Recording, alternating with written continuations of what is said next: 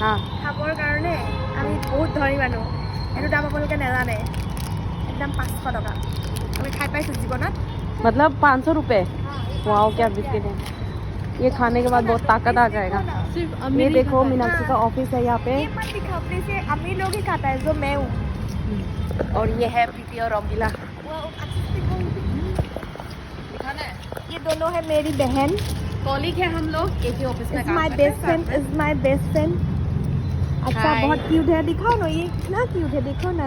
मुल्लू मुल्लू शर्म आती है ओके बाय इसको कट कर दो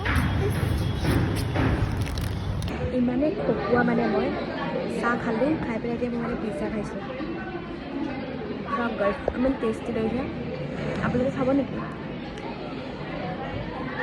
আপোনালোকে খালেও নিদিওঁ কিন্তু আপোনালোকে মোৰলৈকে নাতিব মানে খকুৱা মানে মই মোৰকে দিম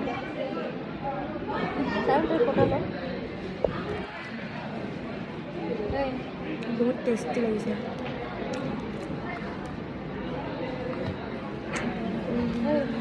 खाई नहीं रही